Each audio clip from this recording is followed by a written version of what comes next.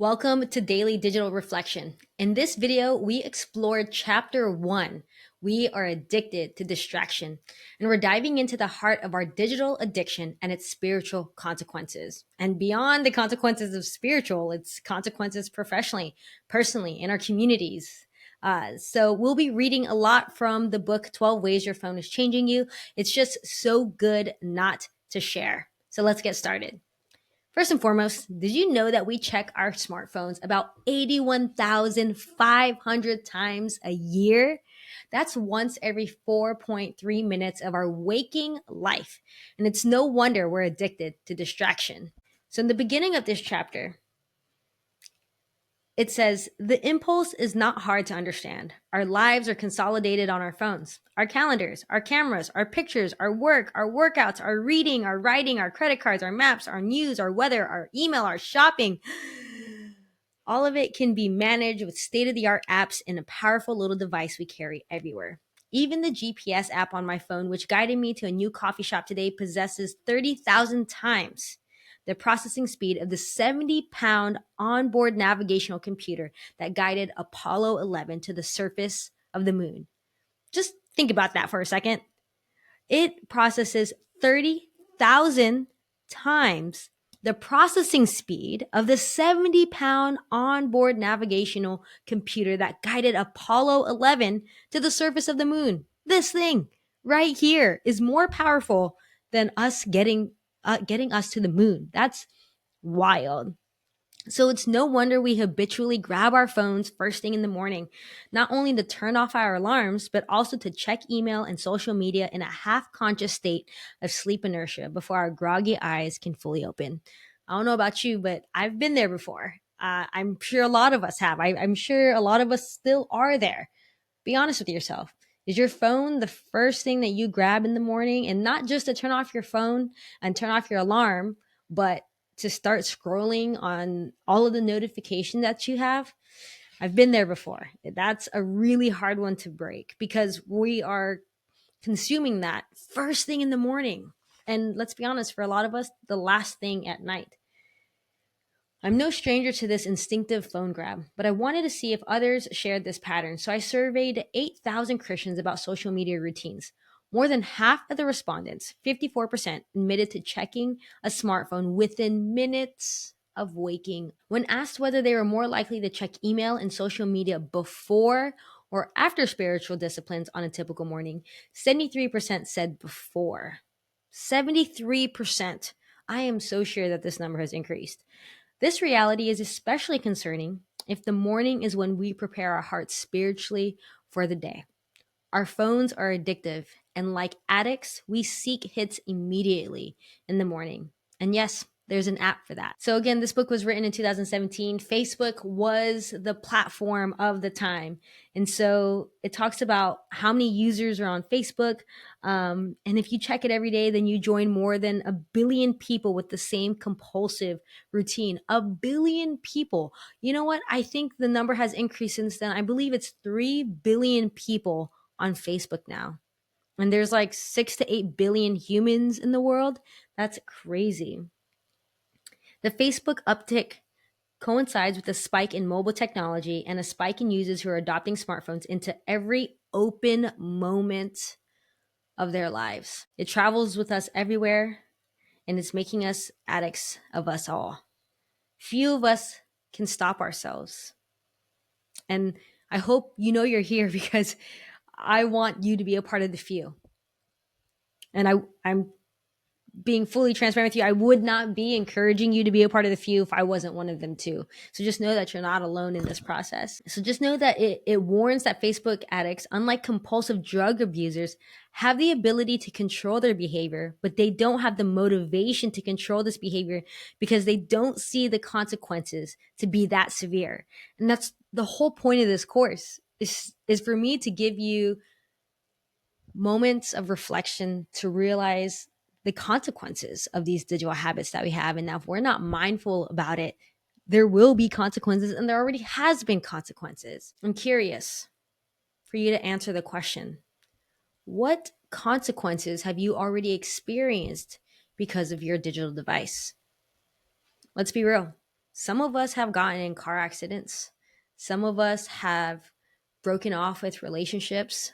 Some of us have spent way too much money because of these things. That's a question worth asking. So, just like in the last video, we talked about the good things that come with our digital devices and the new hopes and dreams and ambitions we have because of it. Now, I want to challenge you to ask yourself, what consequences have come up because of our digital devices? Because the reality is these consequences are real.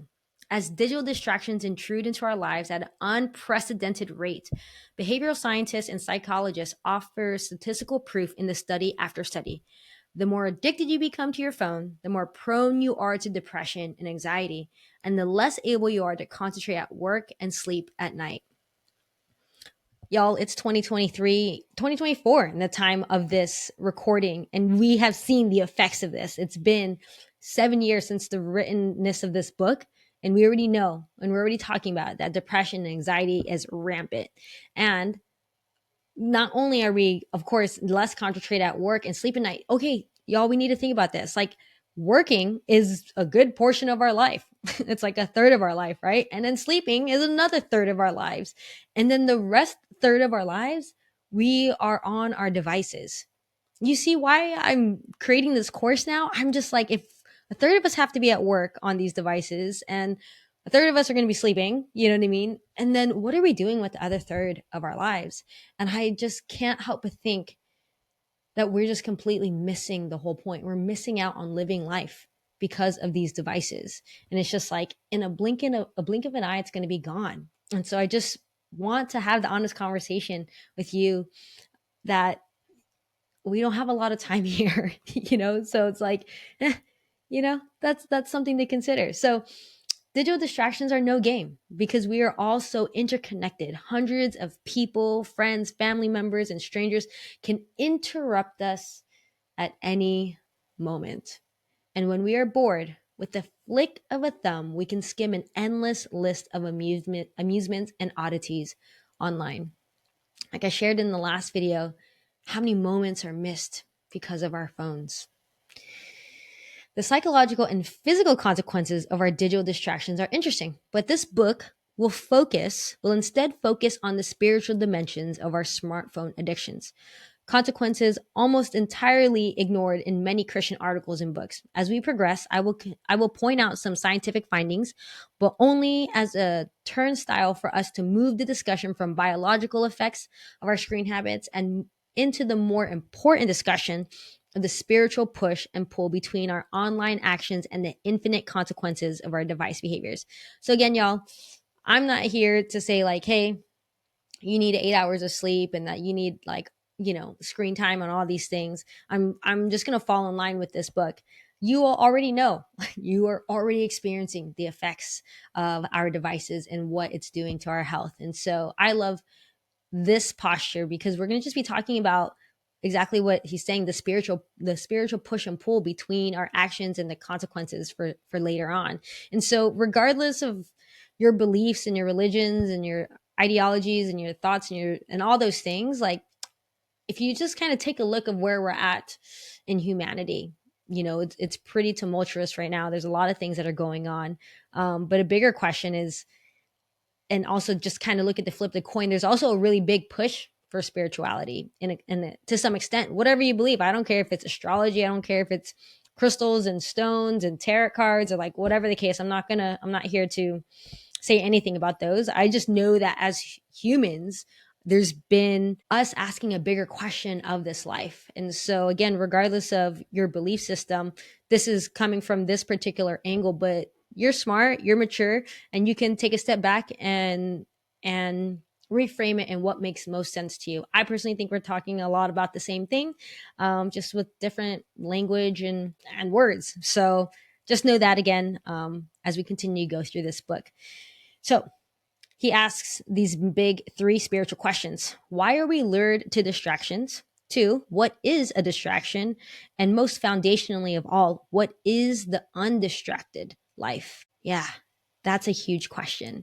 And I'm excited for us to go through this because I'm not perfect, but wow, being undistracted and being in the moment and being present in the world. Um, I just want more people to experience it because it's so, so sweet. I've been traveling a lot this year in 2024, and, thankfully, come travel, it's not a donkey. We get to be in airports now. And how many moments I have with other humans because I'm not distracted on my phone. And more than anything, I'm just kind of sitting there, allowing life to happen right before me, and also having the conscious decision to engage with it. And those are those moments where I personally have hope in humanity, and why I feel optimistic about the future, despite what's going on today in 2024. So that, more than anything, is what we're walking towards. What does life look like being undistracted? So we have to ask ourselves the questions like, why are we so drawn to these distractions? And there's three main reasons. So we use digital distractions to keep work away. It's a form of procrastination. Facebook is a way to escape from our vocational pressures. We procrastinate around hard things like work deadlines, tough conversations, laundry piles, and school projects and papers. So when life becomes most demanding, we crave something else, anything else. So, second, we use digital distraction to keep people away. This one hurts a lot for me. So, instead of engaging with those around us, we retreat into our phones. So, whether it's in a meeting or a classroom, if our phones are put away, we're more likely to be perceived as engaged. And if our phones are not in use, but is face up on the table, we present ourselves as engaged for the moment, but possibly disengaged if someone more important outside the room needs us. And if our phones are in our hands and I'm responding to text and we're responding to text and scrolling through social media, we project an open dismissiveness because dividing attention is a typical expression of disdain. So in this digital age, we are especially slow to associate with the lowly around us. Instead, we retreat into our phones, projecting our scorn for complex situations or for boring people.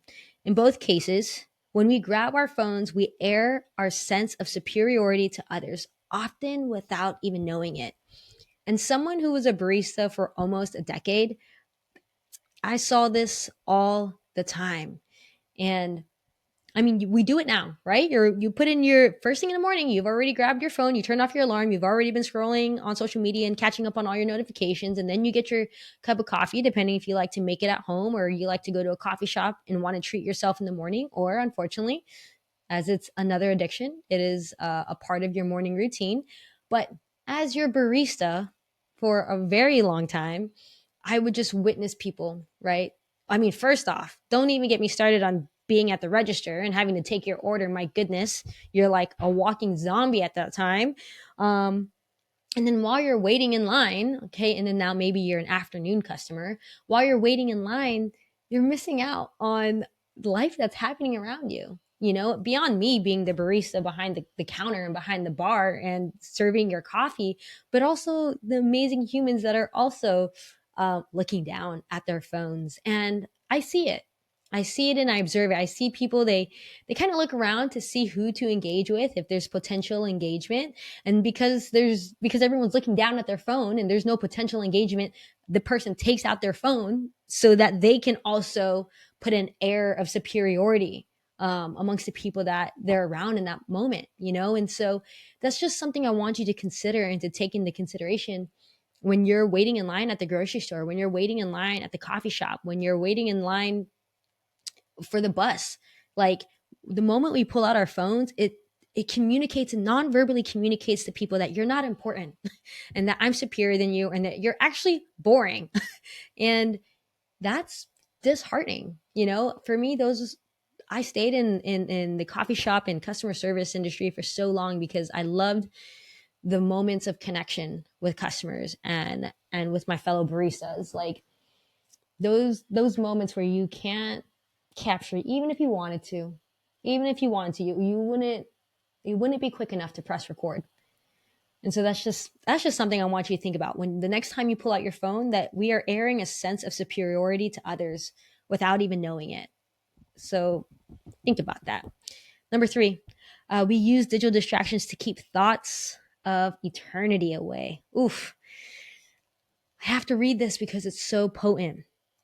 So there's this what is he? He okay.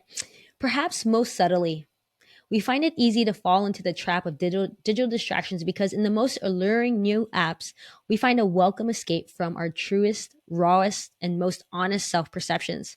This was the insight of the 17th century Christian mathematician and proverb making sage Blaise Pascal. When observing distracted souls of his own day, not unlike those of our time, he noticed that if you take away their diversion, you will see them dried up with weariness because it is to be ushered into unhappiness as soon as we are reduced to the thinking of self and have no diversion. Pascal's point is a perennial fact that the human appetite for distraction is high in every age. So just know that, like, every generation has been distracted one way or another. We just so happen to be distracted with this one, which is quite powerful, more powerful than the thing that got up Apollo 11 up to the moon, right? Because distractions give us easy escape from the silence and solitude where we become acquainted with our finitude, our inescapable mortality, and the distance of God from all our desires, hopes, and pleasures. Driving every diversion from international warfare to international tourism is the promise of escaping boredom at home, said Pascal in his day. Quote, I have discovered that all the unhappiness of men arises from one single fact, that they cannot stay quietly in their own chamber. Staring at the ceilings of our quiet bedrooms with only our thoughts about ourselves, reality, and God is unbearable. Quote, hence it comes that people so much love noise and stir. Hence it comes that the prison is so horrible a punishment. Hence it comes that the pleasure of solitude is a thing incomprehensible. To be without the constant availability of distraction is solitary confinement, punishment to be most dreaded. That is why, in those moments when we realize we have forgotten our phone, lost it, or let the battery run out, we taste the captivity of a prison cell, and it can be frightening. Although we have 1,000 reasons to be sobered by our self reflection, we seek amusements like playing billiards or hitting a ball, or for us, downloading a new 99-cent game. Our ever present phones offer endless diversions from 10-second downloads to one touch purchases. Our pings, alerts, and push notifications all redirect us from our greatest needs and realities.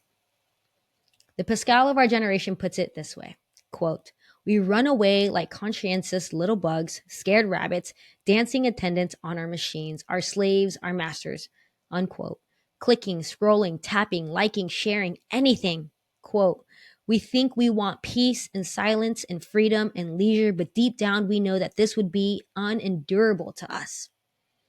In fact, we want to complexify our lives. We don't have to. We want to. We want to be harried and hassled and busy. Unconsciously, we want the very thing we complain about. For if we had leisure, we would look at ourselves and listen to our hearts and see the great gaping hole in our hearts and be terrified because that hole is so big that nothing but God can fill it. To numb the sting of this emptiness, we turn to the new and powerful antidepressants of our non pharmaceutical variety, our smartphones. But even as we seek escape in social media, death follows us and haunts those digital diversions in new ways. The reality is, though, deep down, there's a part of me that's scared that if I'm out of sight, I'll be out of mind and I won't matter anymore.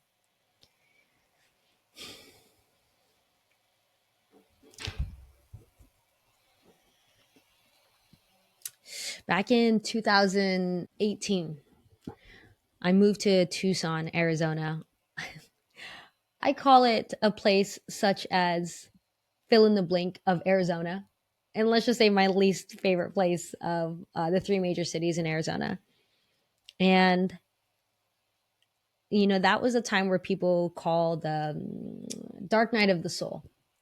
And for me, that is when I started asking these bigger questions of myself when it came to my digital life. And I realized that, I was posting. I remember I would post just because I didn't want to be out of sight and I didn't want to be out of mind. And exactly what it says, because it felt like if I didn't, then I wouldn't matter anymore.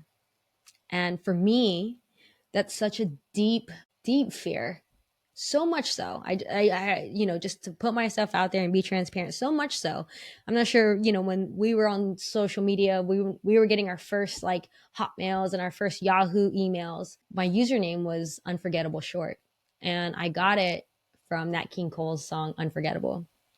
And yeah, I it was from the deep pain of not wanting to be forgotten. Probably my biggest fear at the time, probably because I already felt that.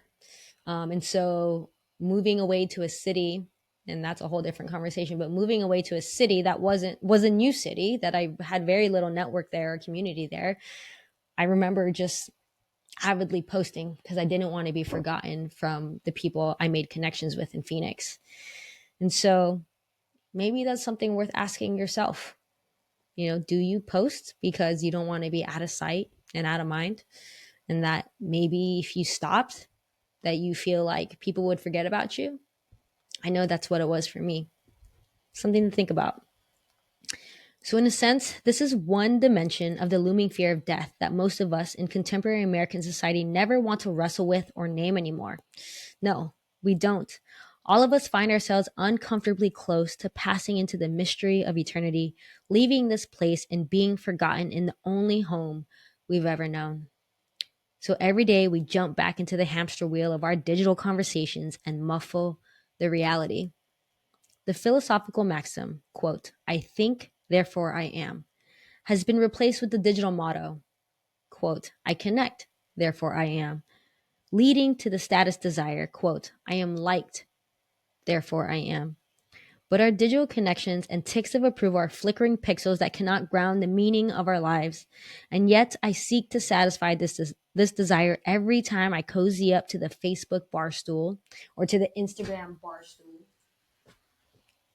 or to the Twitter bar stool, or to the TikTok bar stool, or to the Tinder bar stool, to the Bumble bar stool, to the Hinge bar stool, to the Facebook dating bar stool, to the Grinder bar stool, to the Her bar stool, to be where every friend knows my name, where my presence can be affirmed and reaffirmed at virtual points throughout the day. I want anything to break the silence that makes me feel the weight of my mortality. So again, you know, Mr. Pascal observed that, if you take away our diversions, you'll see us dried up with weariness. Why? Because without distractions, we're forced to confront our own mortality and our relationship with God. Our phones have become our new antidepressants, and we want them to numb the sting of the emptiness in our lives. But in doing so, we're missing out on real, meaningful connections, both with others, with ourselves, and with God. And so we have to ask ourselves, how do you even define distraction? It's difficult. It's difficult to serve God with our heart, soul, strength, and mind when we are diverted and distracted and multitasking everything. Our spiritual condition today is one of spiritual ADD. And so the definition of a distraction, according to this book, is that it can come in many forms. It could come in forms of a new amusement, a persistent worry, or a vain aspiration. It is something that diverts our minds and hearts from what is most significant, anything which, quote, monopolizes the heart's concerns. The heart works best when it is not dominated by cares and demands. So there's 6 places in the New Testament that warns us about the effects of the unchecked distractions on the soul. And we can boil those distractions down into 3 potent categories. Number 1, unchecked distractions that blind souls from God. These are the most dangerous distractions: worldly worries, anxieties, and pursuits of wealth, self-centered concerns with personal security that suffocate the soul by snatching away seeds of truth, choking off the fruit of the gospel and rendering its hope irrelevant. The vanity of the f this word got me messed up last time. F no ephemeral. I don't know if I don't know. That's going to be in the captions. Robs our lives of what has infinite value. Number 2, unchecked distractions that close off communion with God. These distractions exemplified in Martha, who was so distracted by her table service for others that she missed the importance of Christ's words for her own life. We can become so unfocused in life that we get lost in the unforgiving wheel of daily tasks and fail to listen to the voice of Christ. We fail to pray and fail to see him as intently listening and drawing near to us. God feels us distant because we are distracted. Yet he seeks us. He seeks our undivided attention. And number three, unchecked distractions that mute the urgency of God. And this kind of goes into marriage and singleness. All distractions are measured by the reality that the appointed time has grown very short. We are called to watchfulness because everything in the Christian life is conditioned by this sense of the urgency of Christ's return. For those with eyes to see, Christ's return is so imminent, it potently declutters our lives of everything that is superficial and renders all of our vain distractions irrelevant. To put it another way, our battle against the encumbering distractions of this world, especially the unnecessary distractions of our phones, is a heart war where we wage only if our affections are locked firmly on the glory of Christ. The answer to our hyperkinetic digital world of diversions is the soul calming sedative of Christ's splendor, beheld with the mind and enjoyed by the soul. The beauty of Christ's calm the beauty of Christ calms us and roots our deepest longings in eternal hopes that are far beyond what our smartphones can ever hope to deliver. All right, we're almost done here, y'all. So, the undistracted life. So, should we turn back the clock and return to the simplicity of the distraction free pre digital age? No, there may have been a pre digital age, but there has never existed a life without distractions. Whether you have a smartphone, a dumb phone, or no phone, you cannot escape a life that divides your attention. So we must die to the idea that a distraction free life is possible. It is not, and it never has been. The holy life is a piously complex meaning. Piously complex, meaning we must learn how to apply distraction management in every situation. Here's the warning. As Christians, if we fail to manage life's distractions wisely, we will lose our urgency and we may forget how to walk with the Lord. Distraction management is a critical skill for spiritual health and for any kind of health at this point, no less in the digital age. So, how do we become undistracted on purpose? Because the more distracted we are digitally, the more displaced we become spiritually.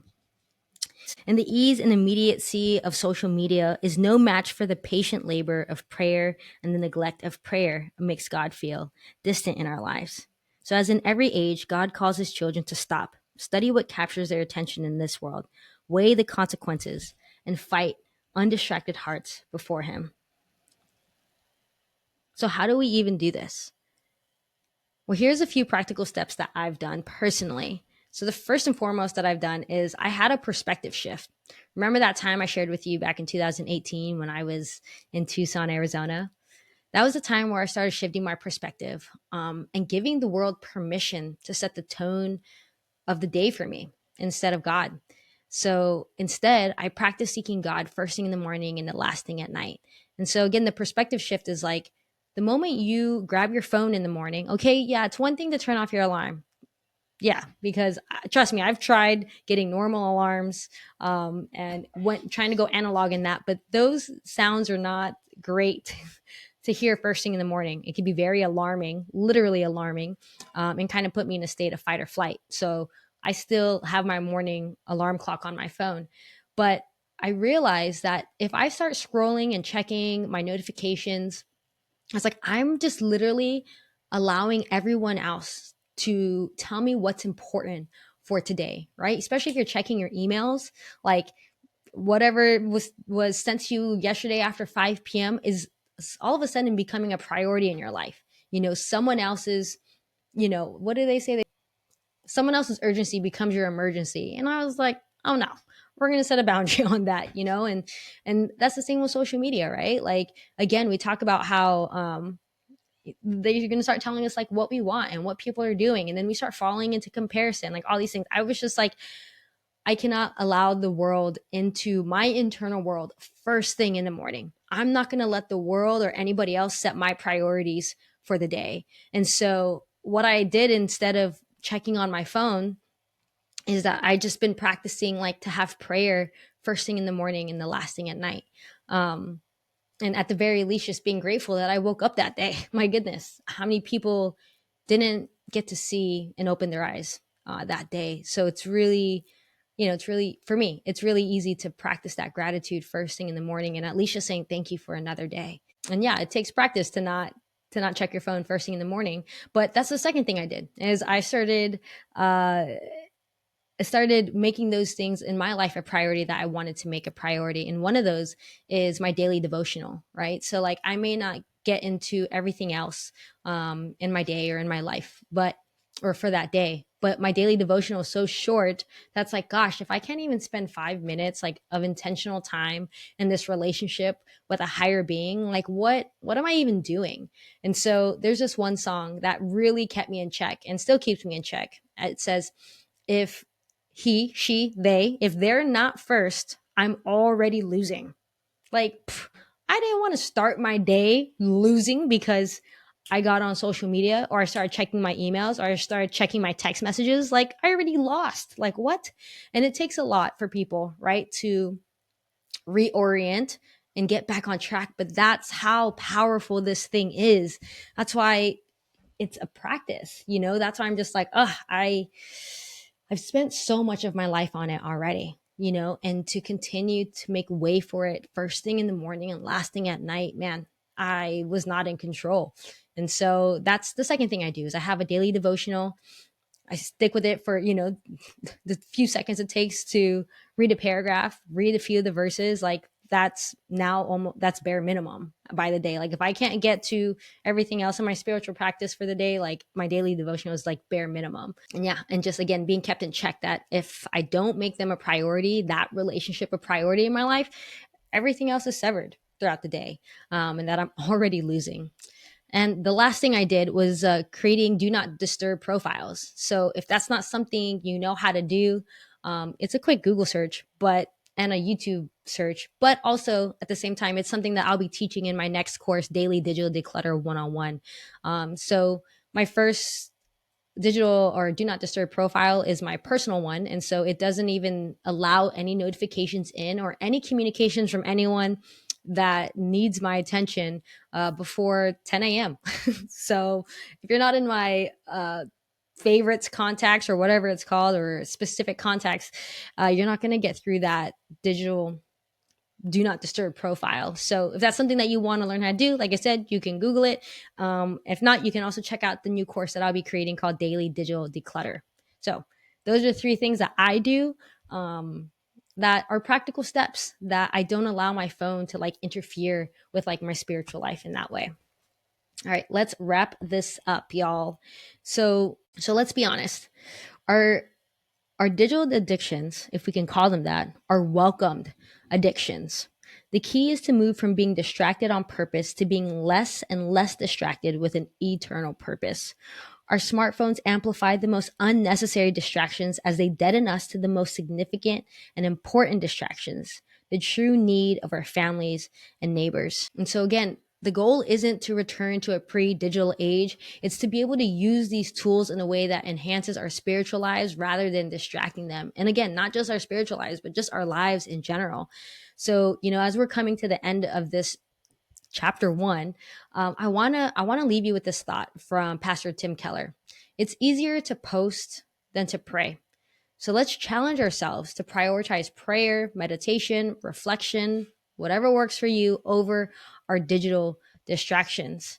And I want to read this last paragraph for you to make a personal commitment to just practice more digital mindfulness. So this is the last paragraph in this chapter. My phone conditions me to be a passive observer.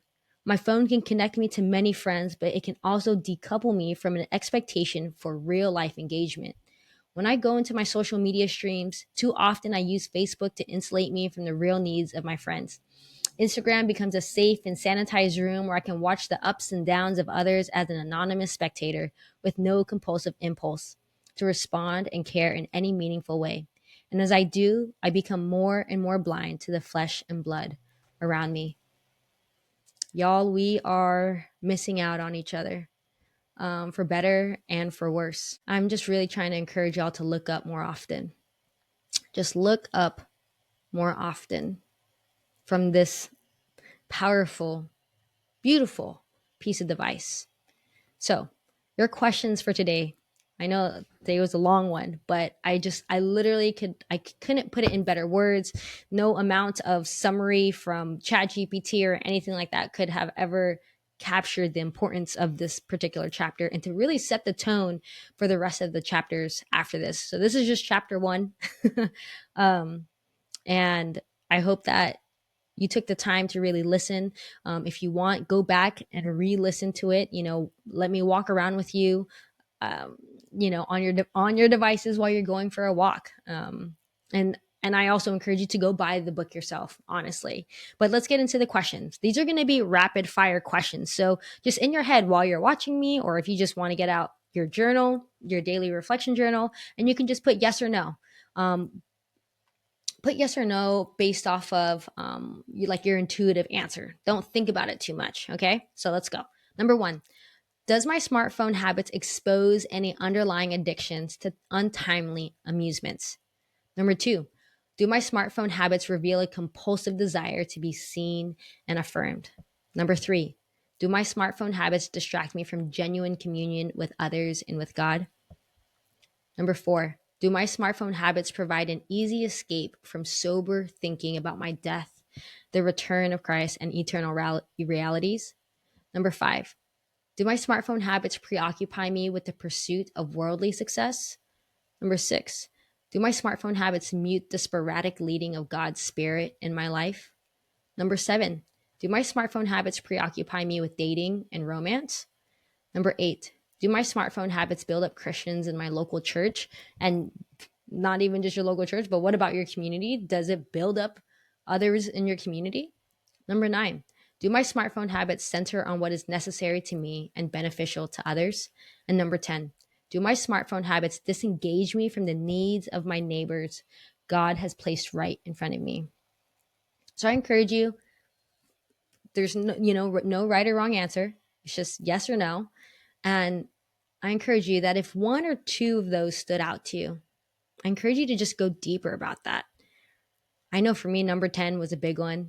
Does my smartphone habits disengage me from the needs of the neighbors God has placed right in front of me? Man, this is my smartphone. Number 5, does my smartphone habits preoccupy me with the pursuit of worldly success? So again, I'm just here to help us explore why we would consider asking these questions of ourselves, and to consider taking action. Consider taking action to be more digitally mindful. And so, for those of you who want to do the extra credit work, who like going the extra mile, and I encourage you just to at least do it once. But for those who want to go the extra mile, this is my challenge for you. Once a day, set a timer on your phone at the same time each day, and then set an actual timer for 1 minute, and then put your phone down for that 1 minute, and hold out your right hand, palm out and fingers to the sky.